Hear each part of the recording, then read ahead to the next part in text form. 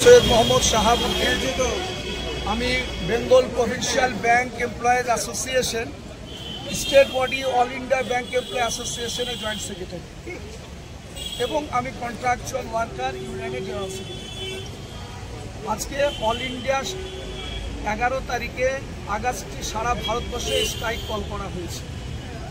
Officers, IDBI officers এবং employees United ফোরামের তরফ থেকে স্ট্রাইকের কল দেওয়া হয়েছিল আইডি অ্যাক্টের নিয়ম অনুযায়ী, এবং অ্যাজ ওয়েল অ্যাজ ম্যানেজমেন্টকে ইনফর্ম করা হয়েছিল, কেন্দ্র সরকারকে ইনফর্ম করা হয়েছিল। গত 9 তারিখে আপনার বোম্বেতে ডেপুটি চিফ লেবার কমিশনারের তরফ থেকে এটা কনসালটেশনে ডাকা হয়েছিল। যে কোনো স্ট্রাইকের ক্ষেত্রে লেবার কমিশনার এই ম্যাটারটাকে সিজ করে।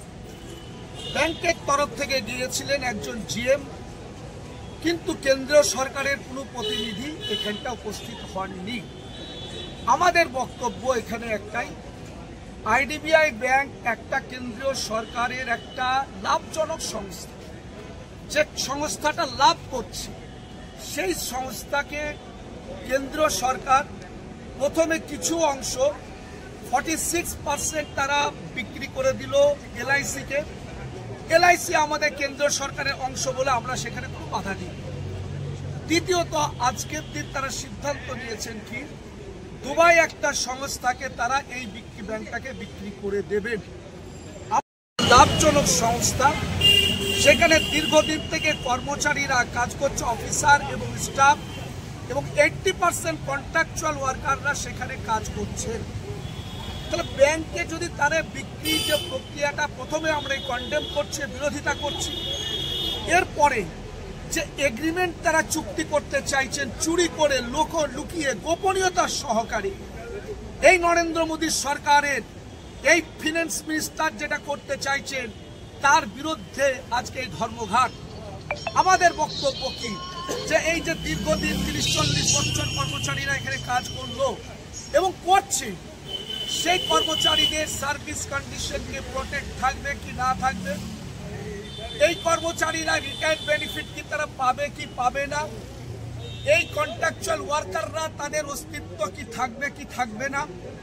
একটা সরকার মোর সাইন করছেন একটা বিদেশি সংস্থার সাথে, একটা এগ্রিমেন্ট করছেন, সেটেলমেন্ট করছেন, বাট তার denying to discuss with the union, officers union এবং এমপ্লয়িজ ইউনিয়ন, এই দুটো ইউনিয়নকে তারা উপেক্ষা করে এই সিদ্ধান্ত নিচ্ছেন। এই সিদ্ধান্তের বিরুদ্ধে আজকে কেবলমাত্র টোকেন স্ট্রাইক 11 তারিখে ডাকা হয়েছে অফিসার্স এবং এমপ্লয়িজদের তরফ থেকে। আগামী দিনে United Forum of Bank Union সারা ভারতবর্ষের এই কেন্দ্র সরকারের ফ্যাসিস্ট এবং দেশের অর্থনীতি ধ্বংসের নীতির বিরুদ্ধে আজকে অল ইন্ডিয়া স্ট্রাইকের কল করবে, এই আপনাদের জানাচ্ছি আমি দায়িত্বহীন ভাষায়। নীতিশ কুমার বান্না, আইডিবিআই অফিসার অ্যাসোসিয়েশনের ভাইস প্রেসিডেন্ট এবং সেমি কাউন্সিল মেম্বার এবং ডিসি মেম্বার। আমরা আজকে গোটা ভারতবর্ষব্যাপী আইডিবিআই ব্যাংকের ধর্মঘট পালন করছি। আমরা প্রতিবাদ জানাচ্ছি ভারত সরকারের নীতিকে, যেটি এই প্রফিট আর্নিং ব্যাংকে কোনো ফরেন প্লেয়ারের হাতে বিক্রি করে দিতে চাইছেন। আমাদের সাথে সমস্ত এআইবিওসি থেকে শুরু করে, এআইবিও থেকে শুরু করে এআইবিএ বেপি সবাই আমাদের সাপোর্টে রয়েছেন। এলআইসি এমপ্লয়িজ ফেডারেশন ওনারাও আমাদের সাপোর্টে আছেন।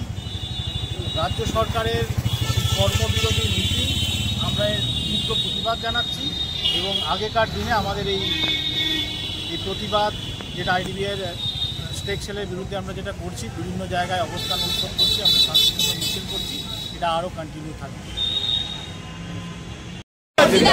ব্যাংক বিক্রি কার স্বার্থে কেন্দ্রীয় সরকার জবাব দাও। লাভজনক সংস্থা বিক্রি কার স্বার্থে কেন্দ্রীয় সরকার জবাব দাও। আইডিবিআই বিদেশি হাতে বিক্রি চক্রান্ত রুখছি। আইডিবিআই বিদেশি হাতে বিক্রি করা চক্রান্ত রুখছি। জিন্দাবাদ।